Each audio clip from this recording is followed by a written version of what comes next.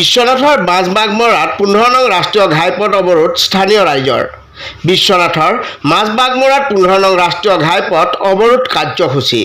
স্থানীয় লোক তথা মহিলাই বিশ্বনাথৰ মাজবাগমৰাৰ এই বাইপাছৰ সমীপৰ 15 নং ৰাষ্ট্ৰীয় ঘাইপথ অৱৰোধ কৰি অতি শীঘ্ৰে এই পথ নিৰ্মাণ কৰাৰ বাবে জিলা প্ৰশাসনক স্মাৰকপত্ৰ প্ৰদান কৰে। উল্লেখ্য যে বিশ্বনাথৰ মাজবাগমৰা অঞ্চলত থকা বাইপাছৰ সমীপত পথ নিৰ্মাণকাৰী সংস্থাই পথটি নিৰ্মাণ নকৰাৰ বাবে স্থানীয় ৰাইজে হাৰাশাস্তিৰ সন্মুখীন হৈ আহিছে। প্ৰতিদিনে পথ দুৰ্ঘটনাৰ লগতে সমগ্ৰ অঞ্চল ধূলিময় হৈ পৰিছে, যাৰ বাবে অঞ্চলবাসীৰ বিভিন্ন বেমাৰ আজাৰত ভুগিবলগীয়া হৈছে। আনকি স্থানীয় লোকে ধূলিৰ বাবে নিজ ঘৰৰ বাহিৰত কাপোৰ কানি অথবা কোনো সামগ্ৰী বাহিৰত শুকুৱাব নোৱাৰা হৈছে। ইতিমধ্যে অঞ্চলবাসী ৰাইজে জিলা প্ৰশাসনক বহুবাৰ স্মাৰকপত্ৰ যোগে উক্ত পথটি নিৰ্মাণ কৰি দিয়াৰ বাবে আহ্বান জনাইছে যদিও আজি পৰ্যন্ত নিৰ্মাণ নকৰিলে নিৰ্মাণকাৰী সংস্থাই, যাৰ বাবে আজি উপায়ন্তৰ হৈ স্থানীয় লোক তথা মহিলাই ওলাই আহিল ৰাজপথত ওলাই আহি 15 নং ৰাষ্ট্ৰীয় ঘাইপথ অৱৰোধ কৰে স্থানীয় ৰাইজে। কিছু সময় 15 নং ৰাষ্ট্ৰীয় ঘাইপথটি অৱৰোধ কৰাৰ পাছতে জিলা দণ্ডাধীশ উক্ত প্ৰতিবাদস্থলীত উপস্থিত হৈ পৰিস্থিতি নিয়ন্ত্ৰণ কৰে। প্ৰতিবাদকাৰীসকলে স্মাৰকপত্ৰ যোগে সকীয়াই দিয়ে যে দুদিনৰ ভিতৰত যদি উক্ত পথ নিৰ্মাণ কৰি এই সমস্যা সমাধান নকৰে তেনেহ'লে দুদিনৰ পিছত এই স্থানত দিনজোৰা কাৰ্যসূচীৰে 15 নং ৰাষ্ট্ৰীয় ঘাইপথ অৱৰোধ কৰা হ'ব আৰু ইয়াৰ বাবে স্থানীয় ৰাইজ জগৰীয়া নহ'ব। উত্তৰ অসমৰ যিটো 4 লেন যুক্ত ৰাষ্ট্ৰীয় ঘাইপথ প্ৰায় ইতিমধ্যে সম্পূৰ্ণই হৈছে, কিন্তু বিশ্বনাথ চাৰিআলিৰ পৰা পূবে প্ৰায় 2 কিলোমিটাৰ পূবত থকা এই য'ত বাইপাছ হৈছে মাজবাগমৰা গাঁওখনৰ তিনিআলিতে যিটো বাইপাছ হৈছে, সেই বাইপাছটো আজি ছমাহ ধৰি তেওঁলোকে নিৰ্মাণ কৰি দিয়া নাই, যাৰ ফলত ইয়াত বিভিন্ন ধৰণৰ আহুকালৰ সন্মুখীন হৈছে। বিশেষকৈ এই অঞ্চলৰ ৰাইজেই নহয়, এই ৰাস্তাৰে অহা যোৱা কৰা পথচাৰীৰো বা গাড়ী মটৰো বহুত সমস্যাৰ সৃষ্টি হৈছে। গতিকে আমি এই ৰাইজৰ যোগেদি আজি এই প্ৰতিবাদ সাব্যস্ত এইটোৱে কৰিছোঁ যে অতি সোনকালে যিহেতু কোম্পানীয়ে এই 4 লেনৰ কাম কৰিছে, তেওঁলোকে অতি সোনকালে যাতে আমাৰ এই পথছোৱা নিৰ্মাণ কৰি দিয়ে।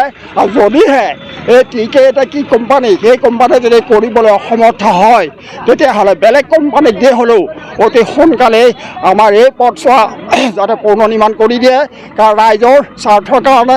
কাৰণ ইয়াত দুৰ্ঘটনা হোৱাৰ আশংকা বহু পৰিমাণে বৃদ্ধি পাইছে, কাৰণ যদি এটা ডাঙৰ দুৰ্ঘটনা হয় তেতিয়াহে চৰকাৰৰ প্ৰশাসনৰ চকু মেল খাব নেকি। এই ৰাস্তাইদি বহুতো বিধায়ক মন্ত্ৰী MLA অহা যোৱা কৰি আছে, কিন্তু কাৰো চকু আজিলৈকে পৰা দেখিবলৈ পোৱা নাই। সেই আজি এই অঞ্চলৰ এই গাঁৱৰ মহিলাসকলে একগোট হৈ ৰাইজৰ সহযোগত আজি এই প্ৰতিবাদী কাৰ্যসূচী গ্ৰহণ কৰা হৈছে। আৰু আমি আশা কৰিছোঁ আপোনালোকৰ প্ৰচাৰ মাধ্যমৰ যোগেদি যাতে তেওঁ আমাৰ DC মহোদয়ৰ দৃষ্টিগোচৰ কৰে, আৰু DC মহোদয়ক আমি এখন স্মাৰকপত্ৰ দিবলৈ ইয়াত ৰখি আছোঁ। তেখেত যাতে অতি সোনকালে আমাৰ মাজত আহি উপস্থিত হয় আৰু যাতে আমি এখন স্মাৰকপত্ৰ তেওঁক দিব পাৰোঁ, আৰু সেই স্মাৰকপত্ৰৰ যোগেদি যাতে আমি এই সমস্যাটো অতি সোনকালে সমাধান কৰিব পাৰোঁ। আমাৰ কথা হ'ল সেইটো, ইয়াত এক্সিডেণ্ট হৈ পেলাই মানুহ মৰিব লাগিব নেকি? তেতিয়াহে আমাক ৰাস্তাটো বনাই দিব নেকি? আজি আমাৰ গাঁওখনত কিমান অসুবিধা হৈছে। আজি গাড়ীত উঠিবলৈ মানুহে ৰখি থাকিব, ধূলি, আজি অকণমান ধূলি নাই, এনেই আপুনি ইয়াত ধূলি পায় ৰখি থাকিব নোৱাৰে। ডেইলি একোটা এক্সিডেণ্ট হয়, ডেইলি এটা এক্সিডেণ্ট হয়। ইমান প্ৰশাসনক আমি আগৰ পৰা জনাই আছোঁ, নাই কোনো কাণ সাৰ নাইকিয়া। মুঠতে ইয়াত এইটো ৰাস্তাই মন্ত্ৰী MLA ইলেকশ্যনত আমি কত বিয়াগুম মন্ত্ৰী MLA চিফ মিনিষ্টাৰ পৰ্যন্ত গৈ আছে, তেখেতসকলে এই ৰাস্তাটো আমাৰ দেখা নাই নেকি? ইয়াত মানুহ মৰিব লাগিব এক্সিডেণ্ট হৈ পেলাই, তেতিয়া ৰাস্তা আমাক ঠিক কৰি দিব তেওঁলোকে।